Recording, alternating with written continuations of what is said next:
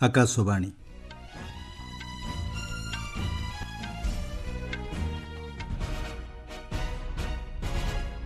ସମ୍ବାଦ ପଢୁଛନ୍ତି ସତ୍ୟବ୍ରତ ବେହୁରା।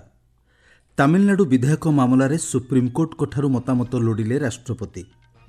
ଅପରେସନ ସିନ୍ଦୁରର ପରବର୍ତ୍ତୀ ସ୍ଥିତି ସମୀକ୍ଷା କଲେ ପ୍ରତିରକ୍ଷା ମନ୍ତ୍ରୀ। ୱାକଫ୍ ଆଇନ 2025କୁ ବିରୋଧ କରି ଆଗତ ହୋଇଥିବା ମାମଲାଗୁଡ଼ିକର ଚଳିତ ମାସ 20 ତାରିଖରେ ଶୁଣାଣି କରିବେ ସୁପ୍ରିମକୋର୍ଟ। ଏବଂ ବିହାରରେ ଚାଲିଥିବା ଖେଲୋ ଇଣ୍ଡିଆ ଯୁବ କ୍ରୀଡ଼ା ପ୍ରତିଯୋଗିତା ଆଜି ସନ୍ଧ୍ୟାରେ ହେବ ଉଦ୍ଯାପିତ।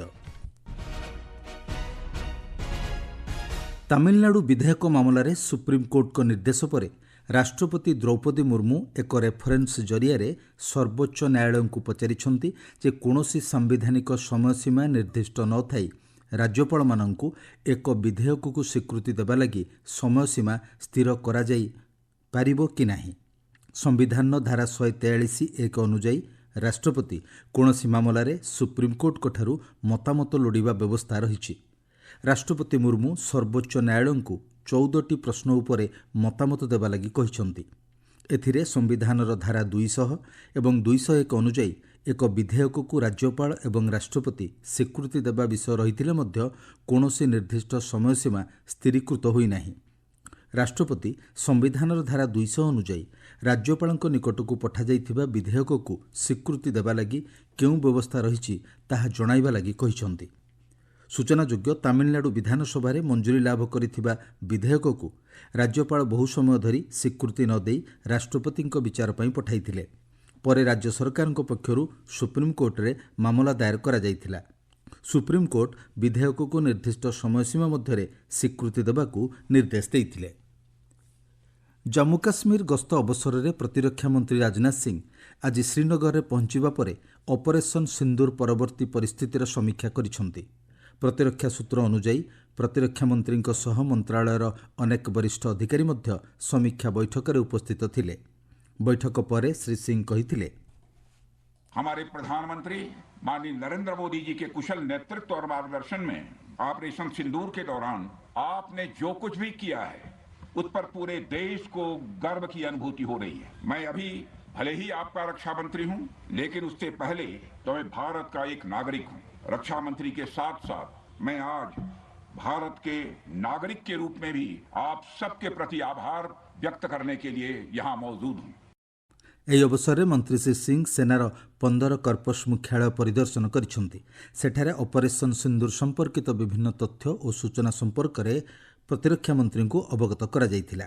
ପ୍ରତିରକ୍ଷା ମନ୍ତ୍ରୀ ମଧ୍ୟ ସୈନିକମାନଙ୍କ ସହ ଅପରେସନ ସିନ୍ଦୁରରେ ସେମାନଙ୍କ ଭୂମିକା ସମ୍ପର୍କରେ ଆଲୋଚନା କରିଥିଲେ। ସେ କହିଥିଲେ, ऑपरेशन सिंदूर आतंकवाद के खिलाफ भारत द्वारा चलाई गई अब तक के इतिहास की सबसे बड़ी कार्रवाई है। 35-40 वर्षों से भारत सरहद पार से चलाए जा रही आतंकवाद का सामना कर रहा है। आज भारत ने पूरी दुनिया को यह साफ कर दिया है कि आतंकवाद के खिलाफ हम किसी भी हद तक जा सकते हैं। ପାକିସ୍ତାନ ଆତଙ୍କବାଦର ମୁକାବିଲା ନିମନ୍ତେ ଆଖିଦୃଶିଆ ସଂକଳ୍ପ ଗ୍ରହଣ କରିଥିଲେ ମଧ୍ୟ ବିଶ୍ୱରେ ଆତଙ୍କ ସୃଷ୍ଟି କରୁଥିବା ଆତଙ୍କବାଦୀ ଗୋଷ୍ଠୀଗୁଡ଼ିକୁ ସବୁ ପ୍ରକାର ସହାୟତା ଯୋଗାଇ ଦେଉଛି। ପାକିସ୍ତାନରେ କିଭଳି ଭାବେ ରାଜନୀତି ଏବଂ ଆତଙ୍କବାଦ ପରସ୍ପର ସହ ଜଡ଼ିତ ହୋଇ ରହିଛି ସେ ନେଇ ଏକ ନୂଆ ଘଟଣା ସାମ୍ନାକୁ ଆସିଛି। 26/11 ଆକ୍ରମଣର ମୁଖ୍ୟ ଷଡ଼ଯନ୍ତ୍ରକାରୀ ହାଫିଜ୍ ସଇଦର ପୁତୁରା ଫୈଜଲ ନଦୀମ ଓରଫ ଅବୁ କତଲ କରାଚିରେ ଲସ୍କର ଏ ତୋଇବାର ରାଜନୈତିକ ସାମୁଖ୍ୟ ପାକିସ୍ତାନ ମିଲିଏ ମୁସଲିମ ଲିଗ୍ର ଏକ ର୍ୟାଲିକୁ ସମ୍ବୋଧିତ କରିଥିବା ଜଣାପଡ଼ିଛି। ଆମେରିକା ଦ୍ୱାରା ଆତଙ୍କବାଦୀ ଘୋଷିତ ନଦୀମର ଏଭଳି କାର୍ଯ୍ୟକଳାପ ପ୍ରମାଣିତ କରୁଛି ଯେ ପାକିସ୍ତାନରେ ରାଜନୈତିକ କାର୍ଯ୍ୟକଳାପ ଆତଙ୍କବାଦୀଙ୍କ ପ୍ରରୋଚନାରେ କରାଯାଉଛି। ରିପୋର୍ଟ ଅନୁଯାୟୀ ପାକିସ୍ତାନ ରାଜନୀତିରେ ଆତଙ୍କବାଦ ଓ ଉଗ୍ରବାଦର ପୁରୁଣା ସମ୍ପର୍କ ରହିଛି। ଏବେ ପାକିସ୍ତାନ ରାଜନୀତିରେ ଆତଙ୍କବାଦୀ ଫୈଜଲ ନଦୀମର ଉପସ୍ଥିତି ଆତଙ୍କବାଦ ବିରୋଧୀ ଲଢ଼େଇକୁ ଭୁଲ ପ୍ରମାଣିତ କରୁଥିବା ଜଣାପଡ଼ିଛି। ଲସ୍କର ଏ ତୋଇବା ଏବଂ ଜୈଶ ଏ ମହମ୍ମଦ ଭଳି ଆତଙ୍କବାଦୀ ଗୋଷ୍ଠୀଗୁଡ଼ିକ ପାକିସ୍ତାନ ସେନା ଓ ପ୍ରଶାସନର ଆଢ଼ୁଆଳରେ ରହି କାର୍ଯ୍ୟ କରୁଛନ୍ତି। ବିଭିନ୍ନ କାର୍ଯ୍ୟକଳାପରେ ଆନ୍ତର୍ଜାତିକ ସ୍ତରରେ ଆତଙ୍କବାଦୀ ଘୋଷିତ ଗୋଷ୍ଠୀଗୁଡ଼ିକ ସେନାବାହିନୀ ଭଳି କାର୍ଯ୍ୟ କରୁଛନ୍ତି, ଯାହା ପାକିସ୍ତାନର ପ୍ରକୃତ ମନୋଭାବକୁ ପଦାରେ ପକାଇ ଦେଇଛି। ପ୍ରତିରକ୍ଷା ଅନୁସନ୍ଧାନ ଓ ବିକାଶ ପ୍ରତିଷ୍ଠାନ DRDO ଏଭଳି ଏକ ବହୁମୁଖୀ ଉଚ୍ଚ ଚାପଯୁକ୍ତ ନାନୋ ପୋରସ୍ ଲେୟରଯୁକ୍ତ ପଲିମେରିକ୍ ମେମ୍ବ୍ରେନ୍ ବ୍ୟବସ୍ଥା ବିକଶିତ କରିଛି, ଯାହା ସମୁଦ୍ରର ଲୁଣି ଜଳକୁ ତୁରନ୍ତ ମଧୁର ଜଳରେ ପରିଣତ କରିପାରିବ। ଏହାକୁ ଭାରତୀୟ ତଟରକ୍ଷୀ ବାହିନୀର ଡଙ୍ଗାଗୁଡ଼ିକରେ ବ୍ୟବହାର କରାଯିବ। ଡିଆର୍ଡିଓରେ କାନପୁର ସ୍ଥିତ ପରୀକ୍ଷାଗାରରେ ଏହାର ପରୀକ୍ଷଣ କରାଯାଇଥିବା ସୂଚନା ଦିଆଯାଇଛି। ଏହି ମେମ୍ବ୍ରେନ୍ 500 ଘଣ୍ଟା ପରୀକ୍ଷା ବ୍ୟବସ୍ଥାରେ ସଫଳ ହୋଇଛି। ମାତ୍ର 8 ମାସ ମଧ୍ୟରେ ଏହା ବିକଶିତ କରାଯାଇଥିବା ଡିଆର୍ଡିଓ ସୂଚନା ଦେଇଛି। ଆପଣମାନେ ସମ୍ବାଦ ଶୁଣୁଛନ୍ତି ଆକାଶବାଣୀରୁ। ୱାକଫ୍ ଆଇନ 2025କୁ ବିରୋଧ କରି ଆଗତ ହୋଇଥିବା ମାମଲାଗୁଡ଼ିକର ସୁପ୍ରିମକୋର୍ଟ ଚଳିତ ମାସ 20 ତାରିଖରେ ଶୁଣାଣି କରିବେ। ପ୍ରଧାନ ବିଚାରପତି ଜଷ୍ଟିସ୍ ବିଆର୍ ଗବାଇ ଏବଂ ଜଷ୍ଟିସ୍ ଅଗଷ୍ଟାଇନ୍ ଜର୍ଜ ମାସିଙ୍କୁ ନେଇ ଗଠିତ ଖଣ୍ଡପୀଠ ବରିଷ୍ଠ ଆଇନଜୀବୀ କପିଲ ସିବଲ ଏବଂ ସଲିସିଟର ଜେନେରାଲ ତୁଷାର ମେହେଟ୍ଟାଙ୍କୁ ଚଳିତ ମାସ 19 ତାରିଖ ସୁଦ୍ଧା ଏ ସମ୍ପର୍କରେ ଲିଖିତ ଭାବେ ଜଣାଇବାକୁ ନିର୍ଦ୍ଦେଶ ଦେଇଛନ୍ତି। ଖଣ୍ଡପୀଠ କହିଛନ୍ତି, ମେ 20 ତାରିଖରେ ହେବାକୁ ଥିବା ଶୁଣାଣି ବେଳେ 1995 ୱାକଫ୍ ଆଇନ ଉପରେ ସ୍ଥଗିତାଦେଶ ଦେବା ପାଇଁ କୌଣସି ପକ୍ଷ ଆବେଦନ କରିବେ ନାହିଁ କିମ୍ବା ତାହାର ବିଚାର କରାଯିବ ନାହିଁ। ପୂର୍ବରୁ ପୂର୍ବତନ ମୁଖ୍ୟ ପ୍ରଧାନ ବିଚାରପତି ଜଷ୍ଟିସ୍ ସଞ୍ଜୀବ ଖାନ୍ନାଙ୍କୁ ନେଇ ଗଠିତ ଖଣ୍ଡପୀଠ ଏହି ମାମଲାର ଶୁଣାଣି ପାଇଁ ଦିନ ଧାର୍ଯ୍ୟ କରିଥିଲେ ମଧ୍ୟ ଚଳିତ ମାସ 13 ତାରିଖରେ ପ୍ରଧାନ ବିଚାରପତିଙ୍କ ଅବସର ଗ୍ରହଣ ଯୋଗୁଁ ମାମଲା ନୂତନ ପ୍ରଧାନ ବିଚାରପତିଙ୍କ ଖଣ୍ଡପୀଠକୁ ସ୍ଥାନାନ୍ତର କରାଯାଇଛି। ଗତ ମାସ 25 ତାରିଖରେ କେନ୍ଦ୍ର ସଂଖ୍ୟାଲଘୁ ବ୍ୟାପାର ମନ୍ତ୍ରଣାଳୟ ୱାକଫ୍ ସଂଶୋଧନ ଆଇନ 2025 ସପକ୍ଷରେ ଏକ ସତ୍ୟପାଠ ଦାଖଲ କରିଥିବା ଜଣାପଡ଼ିଛି। ଆତଙ୍କବାଦ ବିରୁଦ୍ଧରେ ଅପରେସନ ସିନ୍ଦୁରର ସଫଳତା ପରେ ସାରା ଦେଶ ଭାରତୀୟ ସେନାର ବୀରତ୍ୱ ଏବଂ ସାହସ ପ୍ରତି ସମ୍ମାନ ପ୍ରଦର୍ଶନ କରୁଛି। ସଶସ୍ତ୍ର ବାହିନୀ ପ୍ରତି ସମ୍ମାନ ସ୍ୱରୂପ ଆକାଶବାଣୀ ସମାଚାର ବିଭାଗ ପକ୍ଷରୁ ଏକ ବିଶେଷ ଫିଚର ଉପସ୍ଥାପନା କରାଯାଉଛି। ଏହି କ୍ରମରେ ଆଜି ପରମବୀର ଚକ୍ର ବିଜେତା କ୍ୟାପ୍ଟେନ୍ ବିକ୍ରମ ବାତ୍ରାଙ୍କ ବିଷୟରେ ଆସନ୍ତୁ ଜାଣିବା। କ୍ୟାପ୍ଟେନ୍ ବାତ୍ରା କାର୍ଗିଲ ଯୁଦ୍ଧ ସମୟରେ ଦେଶ ପାଇଁ ସର୍ବୋଚ୍ଚ ବଳିଦାନ ଦେଇଥିଲେ। ହିମାଚଳ ପ୍ରଦେଶ ପାଲମପୁର ଅଧିବାସୀ କ୍ୟାପ୍ଟେନ୍ ବାତ୍ରା ପ୍ରଥମେ ଭାରତୀୟ ମିଲିଟାରୀ ଏକାଡେମୀରେ ଯୋଗଦେବା ପରେ ତ୍ରୟୋଦଶ ଜମ୍ମୁ କାଶ୍ମୀର ରାଇଫଲ୍ସରେ କାର୍ଯ୍ୟ କରିଥିଲେ।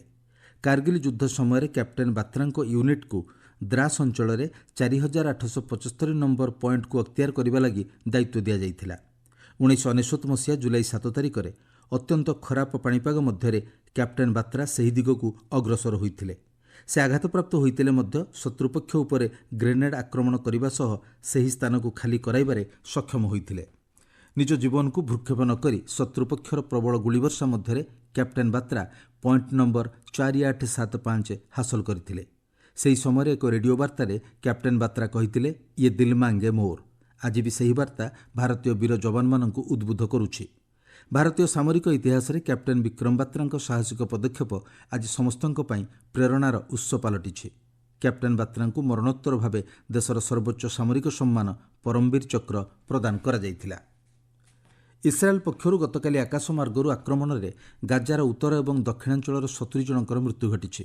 ଏହାର ଗୋଟିଏ ଦିନ ପୂର୍ବରୁ ଇସ୍ରାଏଲ ପ୍ରଧାନମନ୍ତ୍ରୀ ବେଞ୍ଜାମିନ୍ ନେତନ୍ୟାହୁ କହିଥିଲେ, ହମାସର ଆତଙ୍କୀ ଗୋଷ୍ଠୀକୁ ସମୂଳେ ବିନାଶ ନ କରିବା ପର୍ଯ୍ୟନ୍ତ ପାଲେଷ୍ଟାଇନ ଉପରେ ଆକ୍ରମଣ ବନ୍ଦ କରାଯିବ ନାହିଁ। ଗାଜାର ସ୍ୱାସ୍ଥ୍ୟମନ୍ତ୍ରୀ ଏବଂ ସେଠାକାର ହସ୍ପିଟାଲଗୁଡ଼ିକରୁ ମିଳିଥିବା ସୂଚନା ଅନୁଯାୟୀ ଦକ୍ଷିଣ ଗାଜାର ଜାବୋଲିଆ ଅଞ୍ଚଳରେ ଏହି ଆକ୍ରମଣରେ 50 ଜଣଙ୍କର ମୃତ୍ୟୁ ଘଟିଛି। ଗତ ସୋମବାର ଦିନ ହମାସ ପକ୍ଷରୁ ଇସ୍ରାଏଲି ଆମେରିକୀୟ ବନ୍ଧକଙ୍କୁ ମୁକ୍ତ କରାଯାଇଥିଲା। ଗତକାଲି ଇସ୍ରାଏଲ ସେନା ପକ୍ଷରୁ ଜାବୋଲିଆର ଅଧିବାସୀମାନଙ୍କୁ ତୁରନ୍ତ ଘର ଛାଡ଼ିବା ଲାଗି ନିର୍ଦ୍ଦେଶ ଦିଆଯାଇଥିଲା। ଏପର୍ଯ୍ୟନ୍ତ ହମାସ ସମର୍ଥିତ ଆତଙ୍କବାଦୀ ଆକ୍ରମଣ ପରେ 1200ରୁ ଅଧିକ ଲୋକଙ୍କର ମୃତ୍ୟୁ ଘଟିଛି। ବିହାରରେ ଚାଲିଥିବା ଖେଲୋ ଇଣ୍ଡିଆ ଯୁବ କ୍ରୀଡ଼ା ପ୍ରତିଯୋଗିତା ଆଜି ସନ୍ଧ୍ୟାରେ ଉଦ୍ଯାପିତ ହେବ। ଏହି ଅବସରରେ ପାଟନାସ୍ଥିତ କଙ୍କରବାଗର ପାଟଳିପୁତ୍ର କ୍ରୀଡ଼ା କମ୍ପ୍ଲେକ୍ସରେ ସାଂସ୍କୃତିକ କାର୍ଯ୍ୟକ୍ରମ ଆୟୋଜନ କରାଯାଇଛି। ଚଳିତ ମାସ 4 ତାରିଖରେ ଏହି ଖେଲୋ ଇଣ୍ଡିଆ ଯୁବ କ୍ରୀଡ଼ା ଆରମ୍ଭ ହୋଇଥିଲା। ଆଜି ଏହାର ଶେଷ ଦିନରେ ବାସ୍କେଟବଲ୍, ଫେନ୍ସିଂ ଆଦି ପ୍ରତିଯୋଗିତା ଅନୁଷ୍ଠିତ ହୋଇଛି। ବାସ୍କେଟବଲ୍ର ବାଳକ ବର୍ଗରେ ତାମିଲନାଡୁ ଦିଲ୍ଲୀକୁ ପରାସ୍ତ କରି ବ୍ରୋଞ୍ଜ ପଦକ ହାସଲ କରିଥିବା ବେଳେ ବାଳିକା ବର୍ଗରେ ପଞ୍ଜାବ ମହାରାଷ୍ଟ୍ରକୁ ପରାସ୍ତ କରି ବ୍ରୋଞ୍ଜ ପଦକ ଜିତିଛି। ଖେଲୋ ଇଣ୍ଡିଆ ଯୁବ କ୍ରୀଡ଼ା 2025ରେ ମହାରାଷ୍ଟ୍ର ମୋଟ 149ଟି ପଦକ ସହ ଶୀର୍ଷରେ ରହିଛି। ଥାଇଲ୍ୟାଣ୍ଡ ବ୍ୟାଡମିଣ୍ଟନ ଓପନ ପ୍ରତିଯୋଗିତାରେ ଭାରତୀୟ ଖେଳାଳି ମାଳବିକା ବଂଶୋଦ 12-21, 16-21ରେ ପୂର୍ବତନ ବିଶ୍ୱ ଚମ୍ପିୟନ ଥାଇଲ୍ୟାଣ୍ଡର ଖେଳାଳି ରାଚାନକ ଇଣ୍ଟାନନଙ୍କଠାରୁ ପରାସ୍ତ ହୋଇଛନ୍ତି। ମହିଳା ଡବଲ୍ସରେ ଭାରତର ତ୍ରିଷା ଜଲି ଏବଂ ଗାୟତ୍ରୀ ଗୋପୀଚାନ୍ଦ ଜାପାନର ଯୋଡ଼ିଙ୍କ ସହ ଆଜି ମୁକାବିଲା କରୁଛନ୍ତି। ମୁଖ୍ୟ ସମ୍ବାଦ ପୁଣି ଥରେ। ତାମିଲନାଡୁ ବିଧେୟକ ମାମଲାରେ ସୁପ୍ରିମକୋର୍ଟଙ୍କଠାରୁ ମତାମତ ଲୋଡ଼ିଲେ ରାଷ୍ଟ୍ରପତି। ଅପରେସନ ସିନ୍ଦୁରର ପରବର୍ତ୍ତୀ ସ୍ଥିତି ସମୀକ୍ଷା କଲେ ପ୍ରତିରକ୍ଷା ମନ୍ତ୍ରୀ। ୱାକଫ୍ ଆଇନ 2025କୁ ବିରୋଧ କରି ଆଗତ ହୋଇଥିବା ମାମଲାଗୁଡ଼ିକର ଚଳିତ ମାସ 20 ତାରିଖରେ ଶୁଣାଣି କରିବେ ସୁପ୍ରିମକୋର୍ଟ ଏବଂ ବିହାରରେ ଚାଲିଥିବା ଖେଲୋ ଇଣ୍ଡିଆ ଯୁବ କ୍ରୀଡ଼ା ପ୍ରତିଯୋଗିତା ଆଜି ସନ୍ଧ୍ୟାରେ ହେବ ଉଦ୍ଯାପିତ। ସମ୍ବାଦ ଶେଷ ହେଲା। ଅଧିକ ସମ୍ବାଦ ପାଇଁ ଆପଣମାନେ newsonair.gov.in ୱେବସାଇଟ୍ ଏବଂ ନ୍ୟୁଜ୍ ଅନ୍ ଏଆଇଆର୍ ଆପ୍ରେ ଲଗ୍ଇନ୍ କରିପାରିବେ।